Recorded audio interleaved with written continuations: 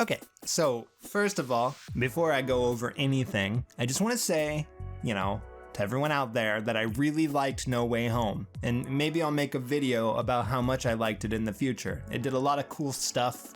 Willem Dafoe killed it, for example, okay? So any MCU fans out there hate watching this can relax. I know the title of the video is a bit inflammatory. Sorry about that. The thing is, though, is that the title is also true. Doctor Strange is a big old dum-dum in No Way Home, and I thought I'd make a video about it because I didn't really see anyone talking about it. But hey, maybe that's because I'm missing something and I'm actually the dum-dum. So, feel free to tell me in the comments below why I'm an idiot after you hear me explain my point. Or before, It's up to you, really. Do you. Okay, let me go over this. In No Way Home, Peter Parker's identity has just been revealed to the world by Jake Gyllenhaal, and it's really screwing his life up. Peter isn't getting into college because of it. Peter's friends aren't getting into college because of it. Alex Jones, Jonah Jameson is making up conspiracies on the news about him all the time. Things suck, So, pushed against a wall, Peter hopes against hope that maybe he can use magic to fix his problems. And who better to consult with on matters of magic than his friend, the ex-Sorcerer Supreme himself, Dr. Stephen Strange. And I mean, hey, it's worth a shot, right? Couldn't hurt, just to see if there's maybe something magic could do to help him out with all this. Doctor Strange is the master of the mystic arts after all. He can do all sorts of wacky, crazy stuff. So that's what Peter does. He asks Doctor Strange if there's anything he can do about the world knowing that he's Spider-Man. And Doctor Strange is like, yeah, dude. I totally can. I mean, it's pretty dangerous, but also you're Spider-Man and you totally deserve this, so yes, I will do it.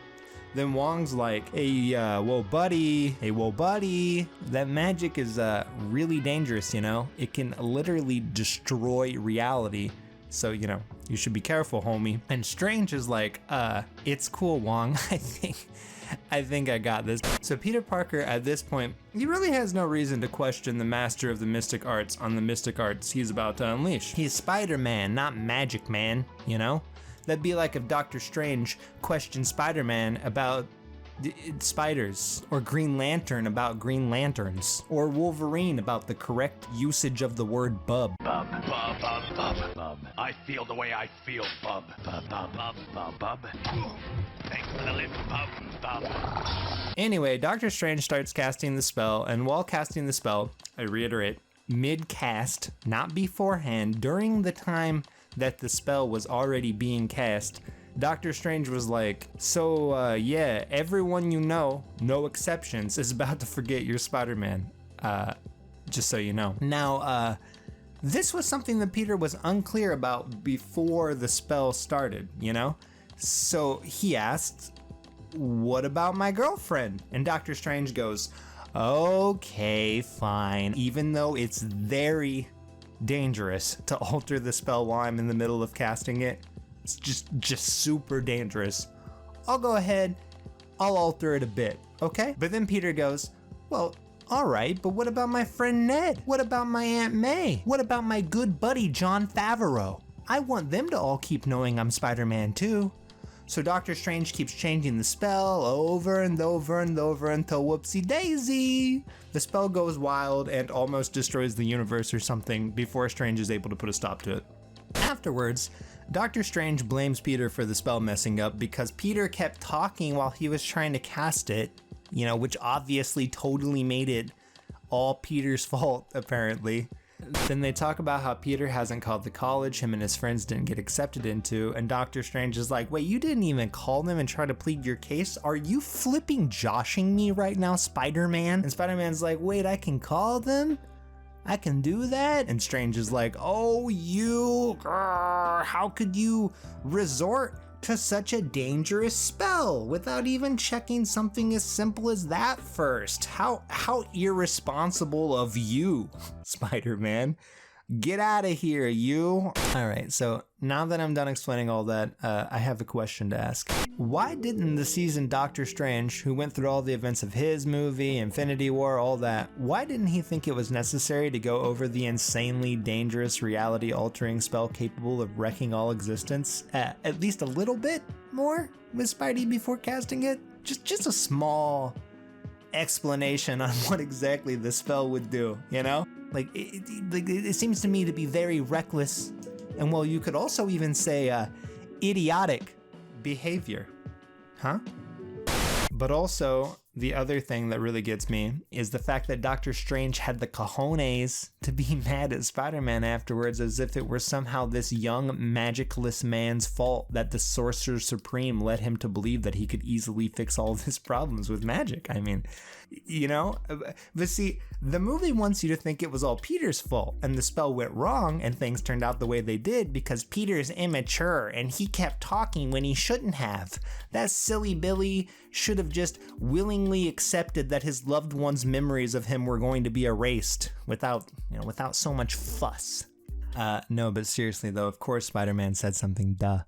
How could Doctor Strange not see that coming before the spell? And not only because anyone would say something under those circumstances, but also because he's Spider-Man. Talking a lot is like one of the things he's most known for.